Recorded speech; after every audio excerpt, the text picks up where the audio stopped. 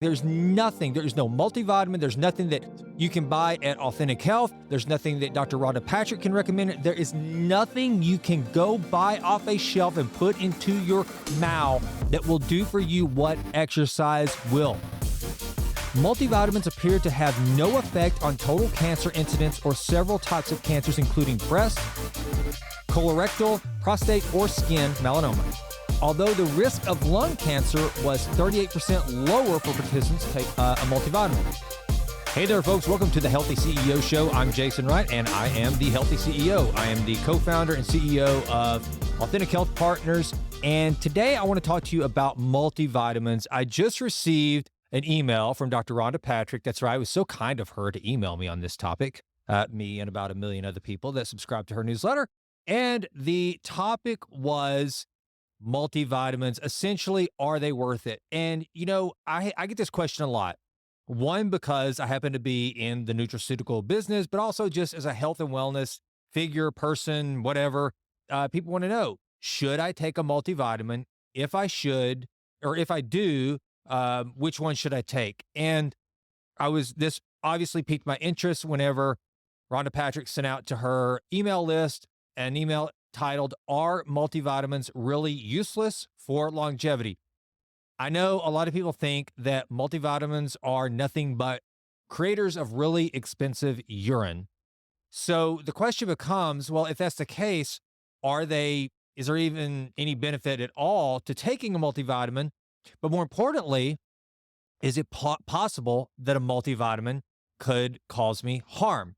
Well, whenever I got this, I thought this would be an excellent email to go through and bring to the Healthy CEO Show audience, just because it answers, in my opinion, she very succinctly answers this question in a way that should give all of you some guidance. And of course, I agree 100% with what Dr. Patrick says on this topic. And so I thought what we would do is just go through this. And I'm also going to tie into it I wish I had my business partner, Dr. Gus Vickery, with me here, because so much of what she says as to the reasons why you might want to consider a multivitamin are the reasons why Dr. Vickery developed our foundational stack of supplements, F1, F2, F3, which you can get at shopauthentic.health.com, which is F1, the essential nutrients, F2, which is the essential fats, and then F3, essential amino acids.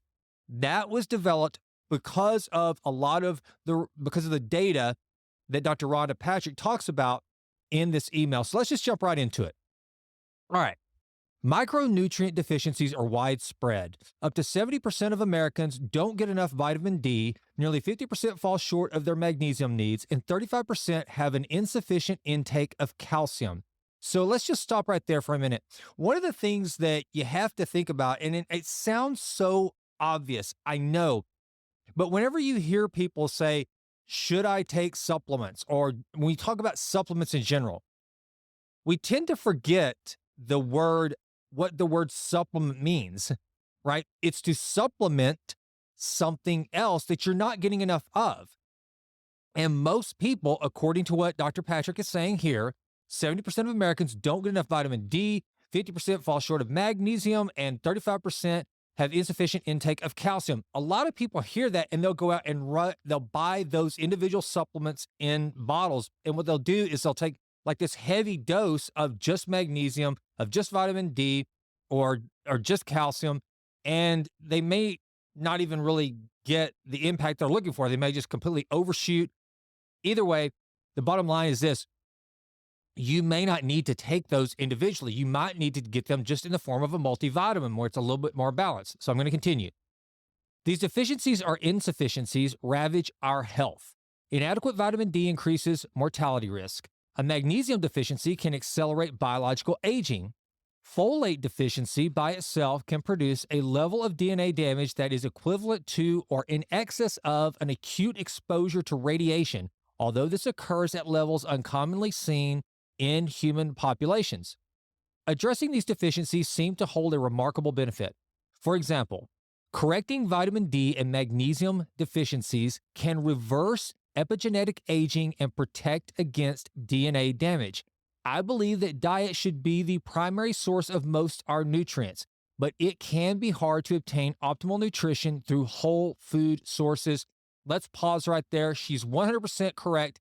And again, it goes back to why Dr. Vickery developed our supplement stack. And I refer back to Dr. Vickery, not just because I want this to be one big, long commercial for Shop Authentic Health. What I want to do is just help you to understand that Rhonda Patrick, who is a PhD, versus Dr. Vickery, who is an MD, they both converge on the exact same page on this topic, which is that most of our foods do not have the nutrient-rich density that we need, even if you eat organic. Now, eating organic will definitely level up your nutritional intake. However, it's still sometimes not enough based on your epigenetics, how your whatever, and that's just a big word for saying your genetics, okay? You may have a genetic deficiency in your vitamin A production or whatever. So what you have to do is figure out ways to supplement that. Now, I'll say this before we even go any further. If you really want to drill down and understand whether or not you're deficient and whether you should take a multivitamin or you should just take one or two supplements, whatever the case may be, the best thing to do is go get your blood work done. I say it all the time. You'll never know where you're going if you don't know where you currently are.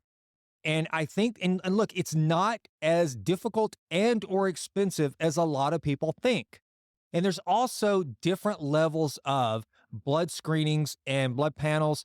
The one that we use at Authentic Health in our clinic in North Carolina, in Asheville, is a prodrone kit where you basically just have a phlebotomist come to your house, draw your blood, you send it off, it gets reported back to Dr. Vickery or Dr. Jackson or one of our health coaches.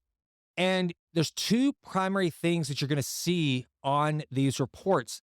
One, you're going to see the presence of the vitamin that we're evaluating in the blood serum. Okay, that's important. You know that there's a presence of vitamin A. But here's the cool thing, and here's the thing that you need to do before you ever really start asking these questions about multivitamins or supplementation is how much of that vitamin A is actually getting into the cell. So the reports that Dr. Vickery and Dr. Jackson work from, they're going to show you both things. They're going to show you your serum levels as well as your cellular level of this vitamin.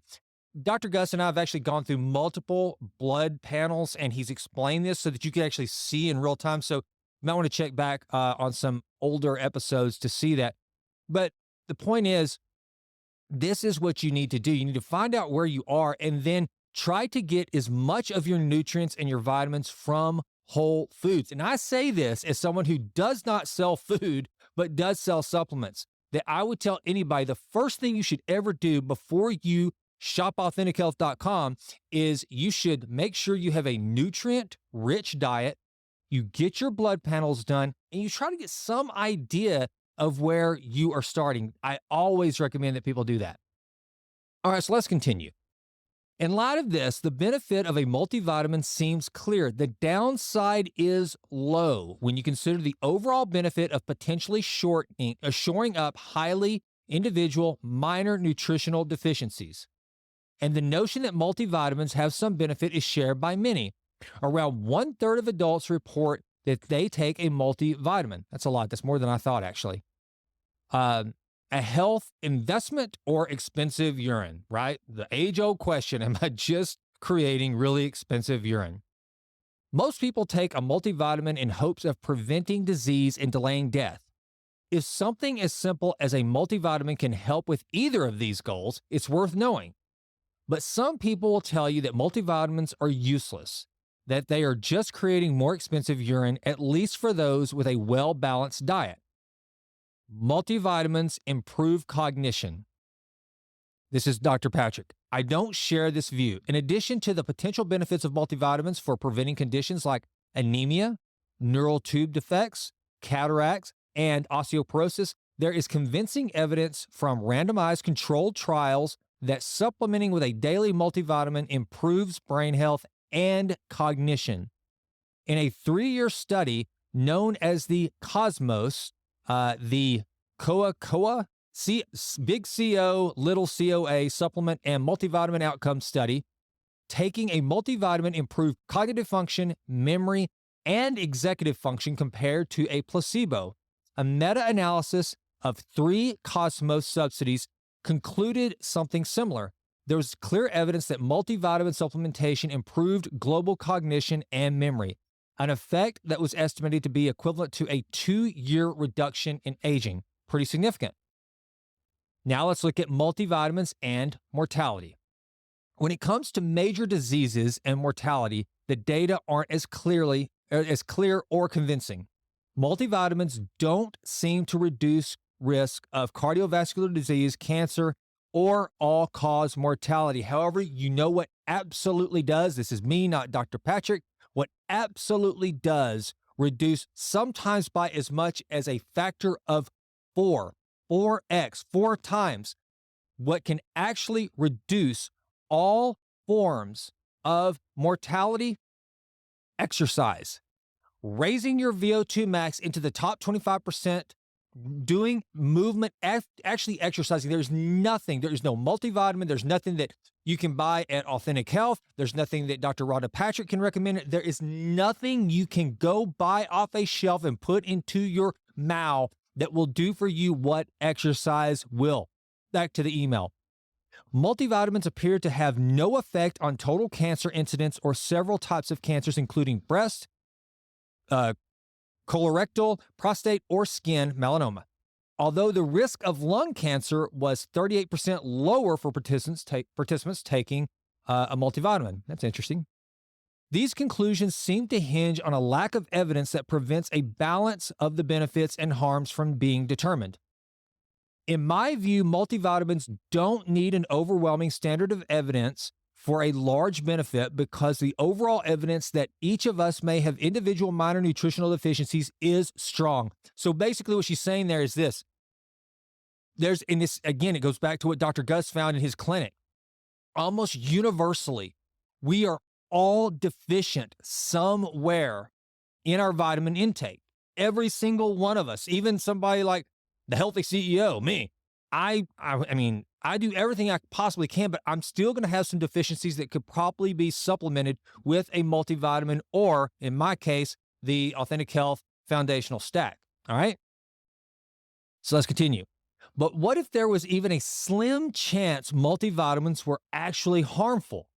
A new study asserts just that, finding that people who reported taking a multivitamin every day had a 4% increase in all-cause mortality risk and a 6% increase in heart disease mortality risk compared to non-users.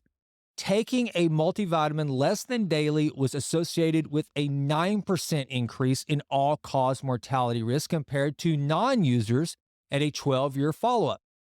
Taking a multivitamin was not associated with a greater or lower risk for cancer or cardiovascular disease, nor was it associated with mortality from all causes or specific causes after 15 years or more follow-up. Let's break it down. Published in JAMA, entitled Multivitamin Use and Mortality Risk in 3 Prospective U.S. Cohorts, this new study attempted to more rigorously assess the link between multivitamin use and mortality by addressing some of the biases that have been present in previous observational studies, namely the healthy user bias and the sick user effect. So that's one of the things that we have to always look at whenever they do these trials is you want to know the habits of the people that are being researched. Like whenever you find out that there was one here that was done recently that got a lot of attention about red meat leading to type 2 diabetes. What it did not tell us is that, okay, so all these people that eat red meat that have an increased likelihood of developing type 2 diabetes, what are their other habits? Do they exercise? Do they eat clean? Is it lean red meat? Do they drink alcohol? What are the other things that they do? So you've always got to understand what exactly it is, because remember, correlation does not indicate causation. That's one of the things that we know. And so just something to always be aware of whenever you're reading these studies.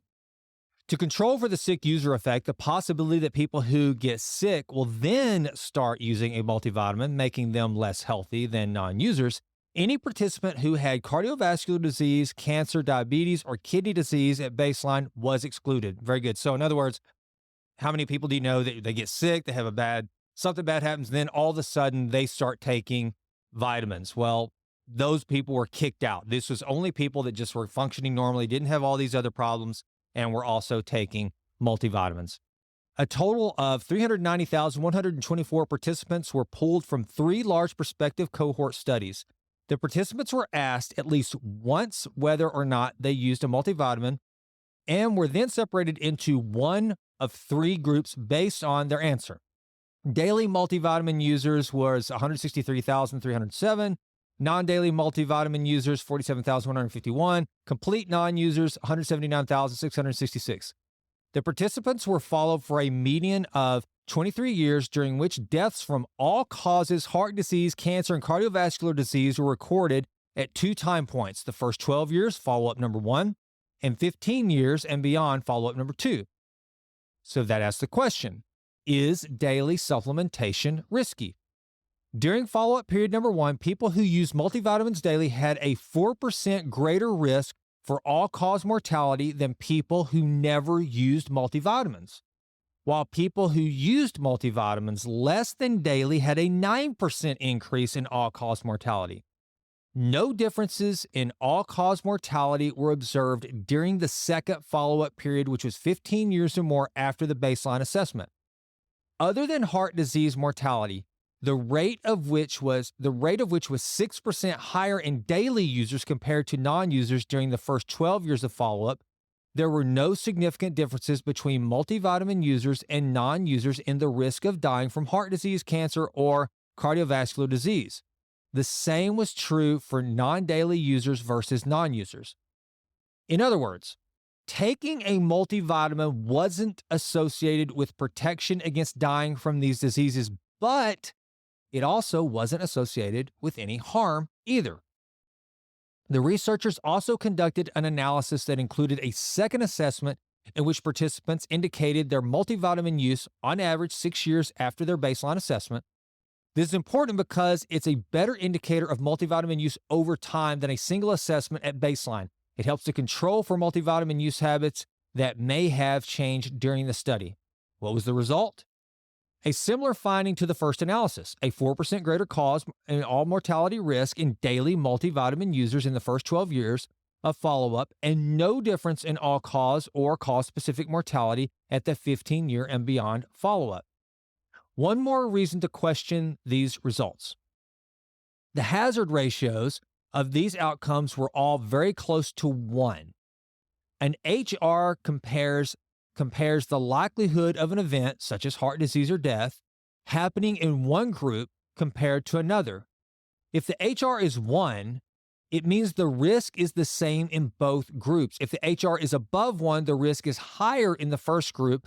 If it's below 1, the risk is lower. An HR close to 1 means that the risk of the events happening was nearly the same for both multivitamin users and non-users. For example, the hazard ratio of 1.04 for all-cause mortality in daily vitamin users indicates a very small increase in risk. However, this increase is quite weak, and the confidence interval 1.02 to 1.07 shows the result is very close to no difference between the groups. The increased risk is likely due to some as yet unidentified factors that were different between multivitamin users and non-users, or perhaps it was a mere statistical artifact. Final thoughts. Of all this probably has you wondering, should I take a multivitamin or not? Yes, Dr. Patrick, that's what we want to know. All right. This is what she says. I believe that most people should take a multivitamin as a means of nutritional insurance and to obtain micronutrients that might be harder to get from food. Amen. Preach, sister. I agree. If you're currently taking a multivitamin, don't stop based on the results of this study. There's an enormous difference between multivitamins not being tied to improved longevity and multivitamins being tied to reduced longevity. I think this study confirms the former.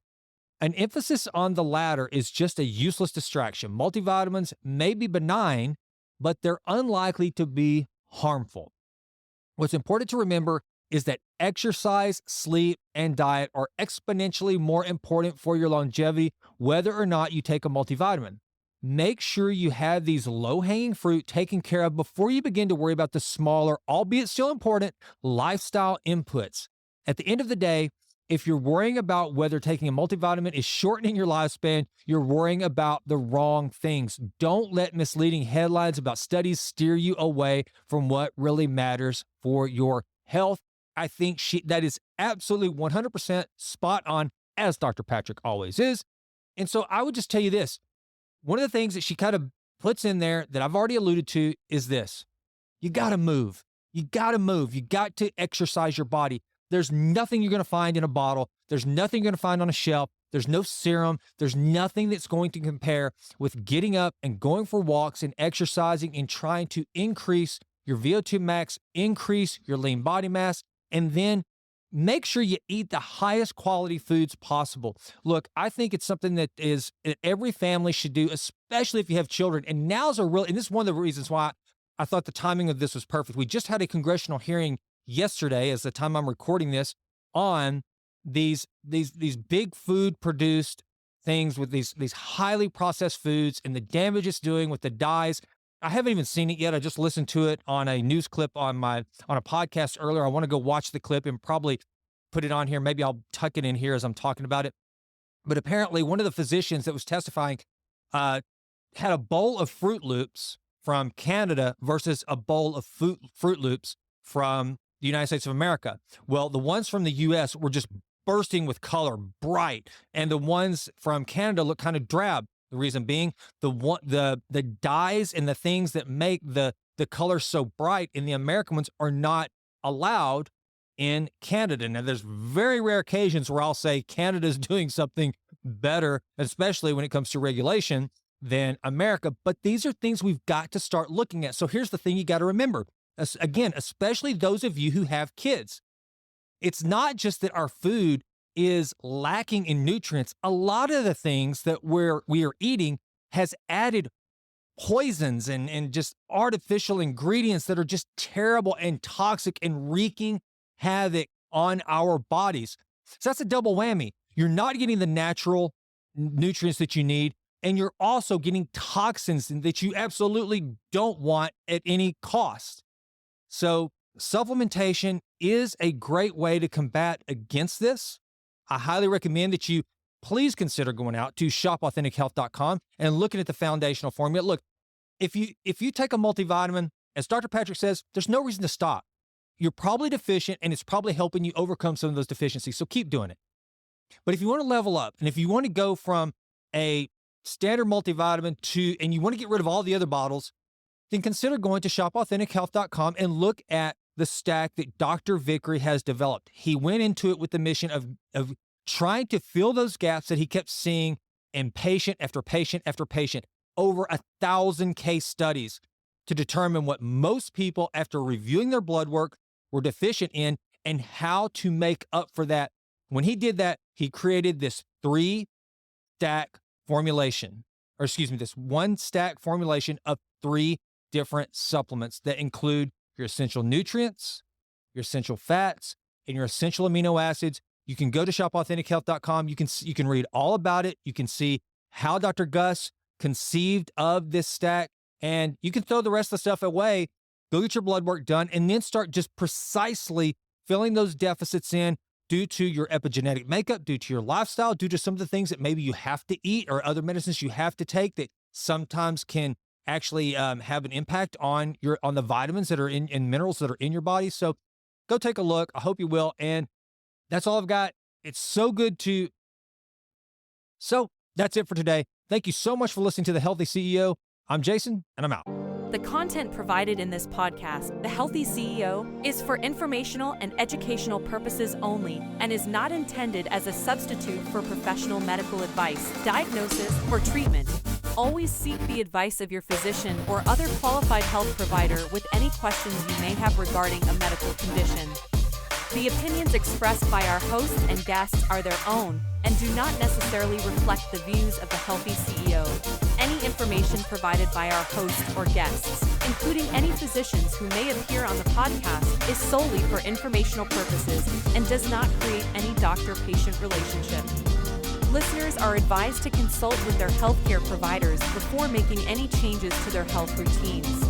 The Healthy CEO and its affiliates assume no responsibility or liability for any consequence resulting directly or indirectly from any action or inaction you take based on the information provided in this podcast.